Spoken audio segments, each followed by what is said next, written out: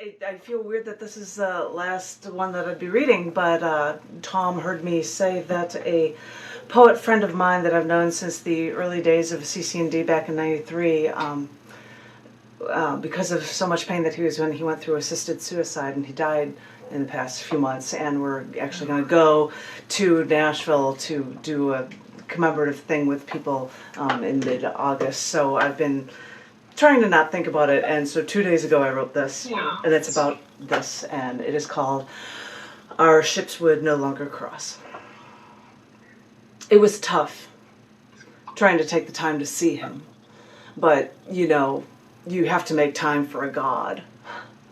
His name was Curtis Raymond McGuirt. C Ra is what he was known as. But you have to make time for a god. I hear that religion is an important thing, and when he moved farther away, and then I moved farther away, well, we'd say we'd make an effort, but you know how life gets in the way.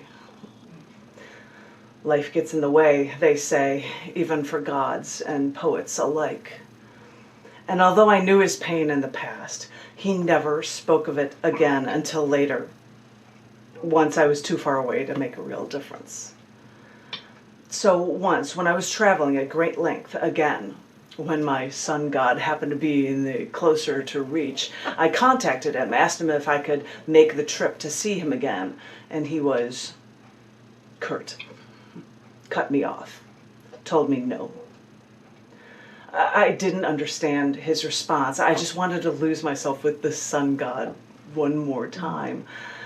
And I was only told after his assisted suicide that his pain was so great that he cut everyone out, became argumentative, belligerent.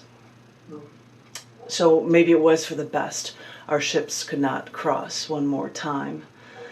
If I couldn't help this god, and he would inadvertently hurt me in the process.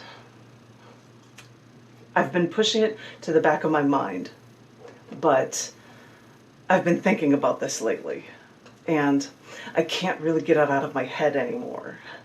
Where is that point, that point of no return, and how does each and every one of us face it without losing our minds or just giving up?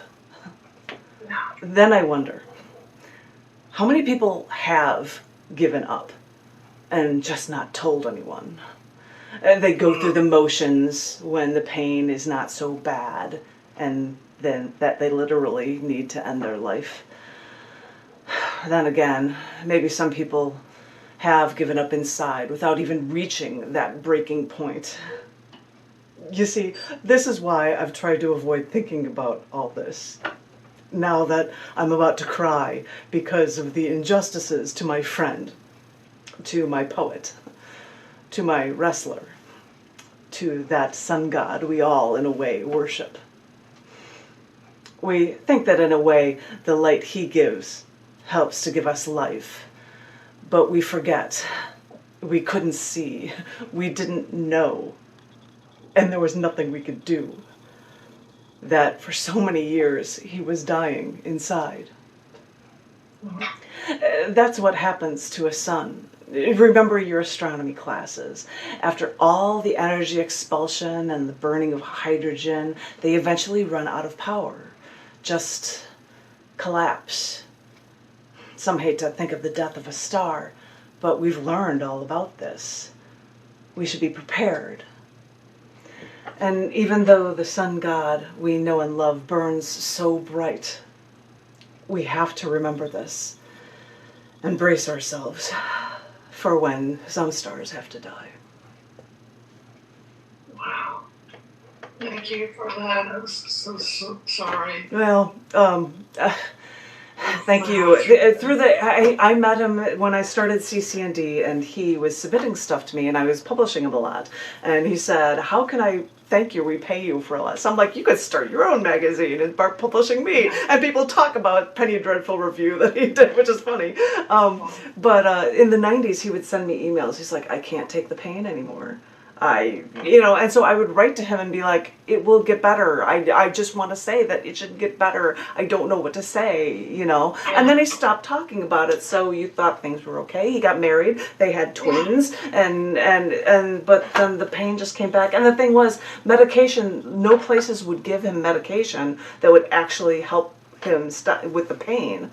And his wife lived in Canada, so he was able to get some more medication there, although some things in the States he could get. And so it was just like this big messed up thing about how difficult it was for him to function. And they, in Canada versus the States, have things like assisted suicide with medical help and stuff. And so he eventually did that. And so it breaks my heart. It breaks the heart of all the poets that know him and all the people that know him. And actually, the humor of that line of saying to my wrestler was not only because he was wrestling with so many things, but he actually was a wrestler. His Luscious Love was his name, and he wrote a book about his experiences that I published with Scars, and so it's kind of funny and ironic for that as well. But we're just talking about C Ra. So Curtis Raymond, and that's why I said he became Kurt, because his name was Curtis. But John actually pointed that out when I wrote it, and I'm like, oh, I'll point that out because people that don't know him will get a kick out of that. But he is the sun god, and I won't read any more about that. So, anywho, so thank you for listening. And that was a new one, so all new pieces, these new rounds, and thank you.